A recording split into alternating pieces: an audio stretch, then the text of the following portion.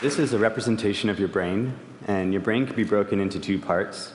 There's the left half, which is the logical side, and then the right half, which is the intuitive. And so if we add a scale to measure the aptitude of each hemisphere, then we can plot our brain. And for example, this would be somebody who's completely logical. This would be someone who's entirely intuitive. So where would you put your brain on this scale? Some of us may have opted for one of these extremes, but I think for most people in the audience, your brain is something like this, with a high aptitude in both hemispheres at the same time. I mean, it's not like they're mutually exclusive or anything. You can be logical and intuitive. And so I consider myself one of these people, along with most of the other experimental quantum physicists. We need a good deal of logic to string together these complex ideas, but at the same time, we need a good deal of intuition to actually make the experiments work. How do we develop this intuition? Well, we like to play with stuff, so we go out and play with it, and then we see how it acts, and then we develop our intuition from there. And really, you do the same thing. So some intuition that you may have developed over the years is that one thing is only in one place at a time.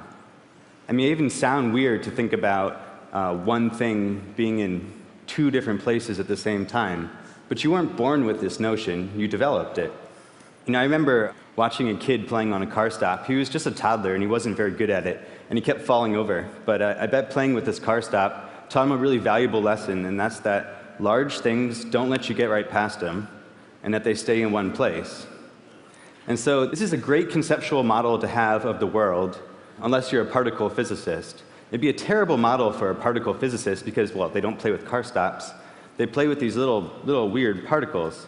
And when they play with their particles, they find they do all sorts of really weird things, like they can fly right through walls, or they can be in two different places at the same time.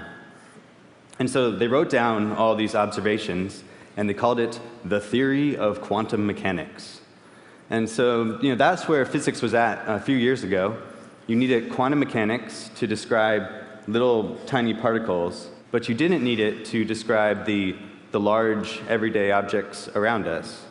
This didn't really sit well with my intuition, and maybe it's just because I don't play with particles very often. Well, I mean, I play with them sometimes, but not very often. And I've never seen them. I mean, nobody's ever seen a particle.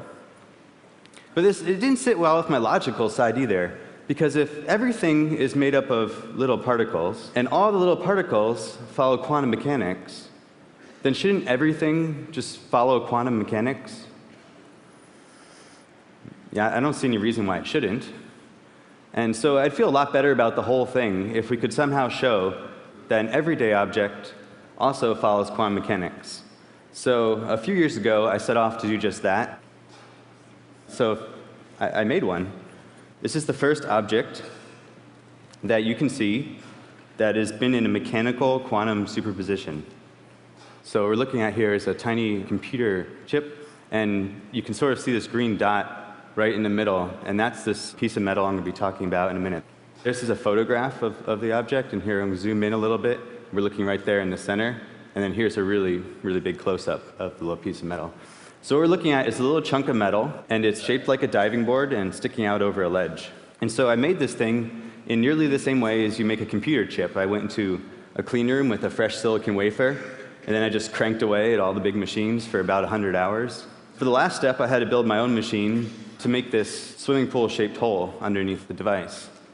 This device has the ability to be in a quantum superposition, but it needs a little help to do it. Here, let me give you an analogy. You know how comfortable it is to be in a crowded elevator? I mean, when I'm in an elevator all alone, I do all sorts of weird things, but then other people get on board, and I stop doing those things because I don't want to bother them or, frankly, scare them. So quantum mechanics says that inanimate objects feel the same way. The fellow passengers for inanimate objects are not just people, but it's also the light shining on it and the wind blowing past it and the heat of the room. And so we knew if we wanted to see this piece of metal behave quantum mechanically, we're going to have to kick out all the other passengers. And so that's what we did.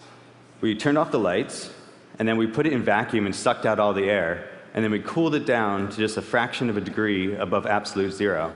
Now, all alone in the elevator, the little chunk of metal was free to act however it wanted. And so we measured its motion. We found it was moving in really weird ways. instead of just sitting perfectly still, it was vibrating. And the way it was vibrating, it was breathing, something like this, like expanding and contracting bellows. I mean, by giving it a gentle nudge, we were able to make it both vibrate and not vibrate at the same time, something that's only allowed with quantum mechanics.